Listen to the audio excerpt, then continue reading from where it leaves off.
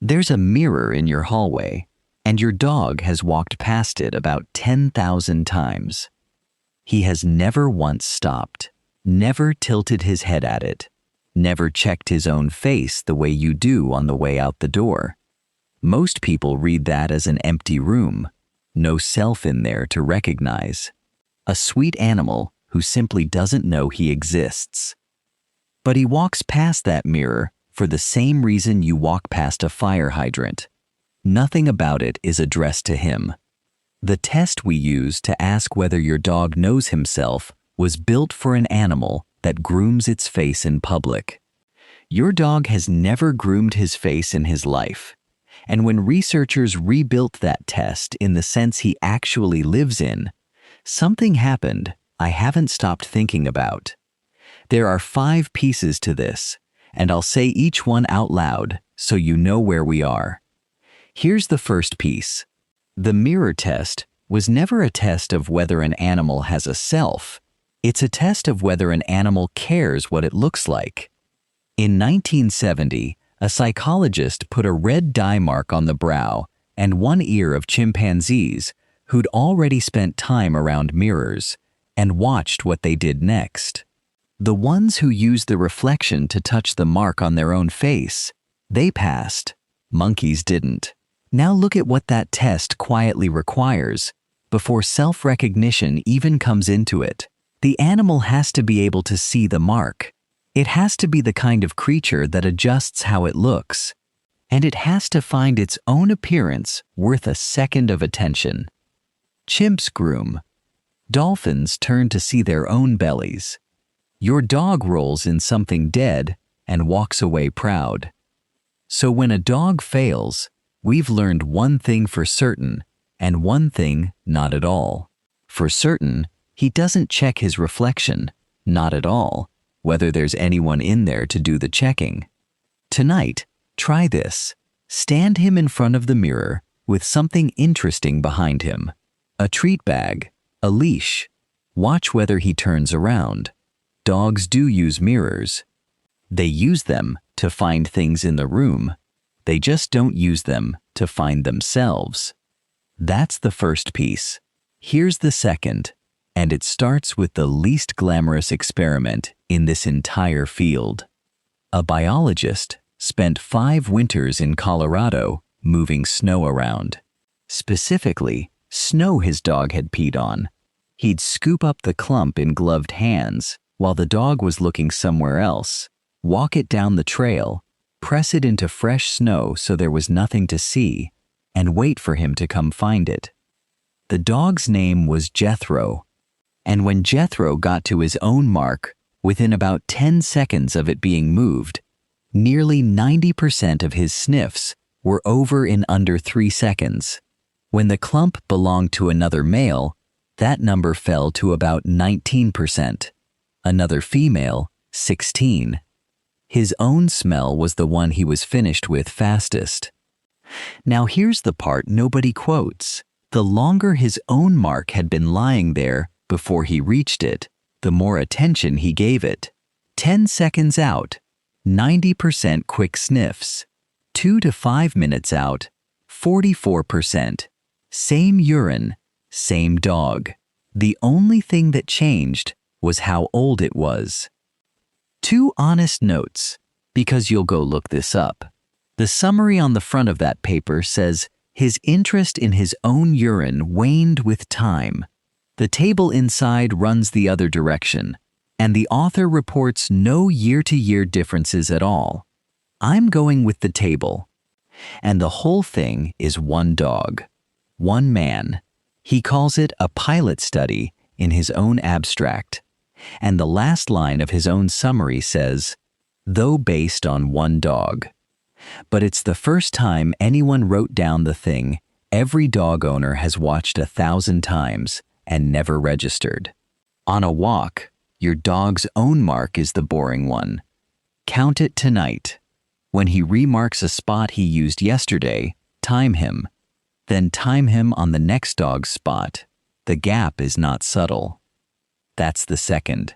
The third is where somebody finally built the real test. If a mirror shows a chimp its face, then the equivalent for a dog is a jar of his own urine. And if the mark on the chimp's brow is a red dot, then the mark on the dog's reflection is another smell, mixed in. 36 dogs in a training hall north of New York City. Tin canisters on the floor, 3 at a time. 2 of them mattered. One held the dog's own urine. One held his own urine with something added.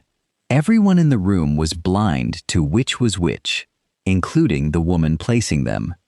And the dogs spent significantly longer on the changed version of themselves than on the plain one. Not slightly. That comparison came out at a p-value of 0.0001 with a large effect size. That's the headline. Every article you've read about this stopped there. Here's what they left out. In that first experiment, the mark she used was a piece of diseased tissue from a dog necropsy, chosen because it's about as attention-grabbing as an odor gets. And when she compared the marked self canister against that mark sitting by itself in a jar, the dogs showed no significant difference. 0.078, which means the whole result might just have been the dogs being interested in a fascinating smell. Her word for her own main finding in her own paper was premature. So she ran it again with a boring mark. Anise oil on a scrap of cotton. And this time, the marked self beat the mark alone. P equals 0.0178, and the largest effect in the study. With 11 dogs. 11. That is the entire foundation under the sentence, science proves dogs are self-aware. I'm not telling you it's wrong. I'm telling you what it's standing on, because I'd want to know. That's 3. The fourth one is the detail I promised you last week, and it's the reason I wanted to make this video at all.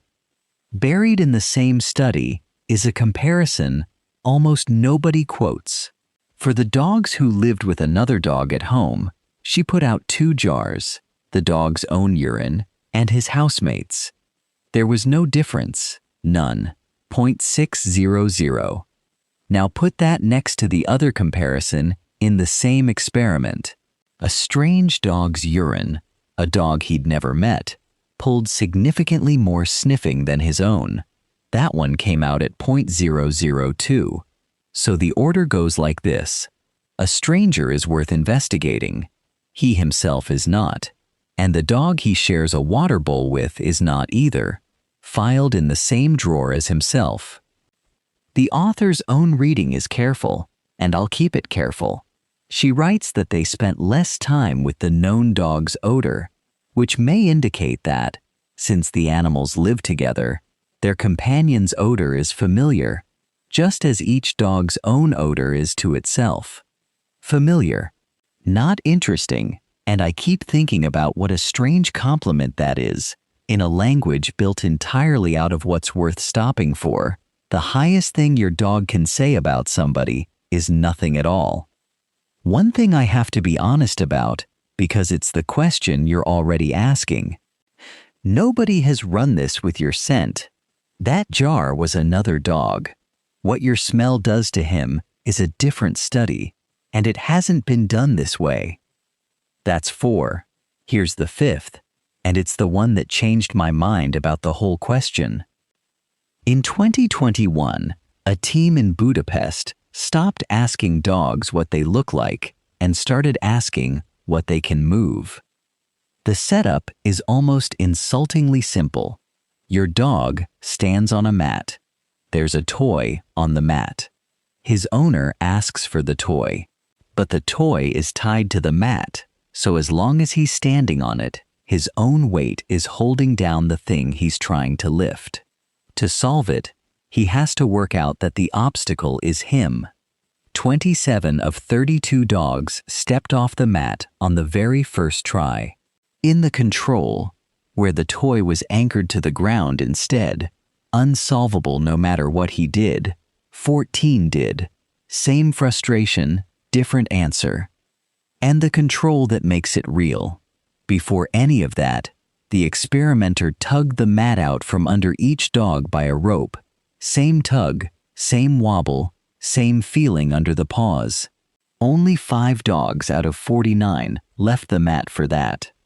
So it isn't the sensation, it's the sensation when he's the one causing it. One honest note: when the researchers narrowed it to hind feet only in the very first trial, that difference disappeared. It's in their paper. It should be in your head too. Their own conclusion is one sentence, and it is the whole video.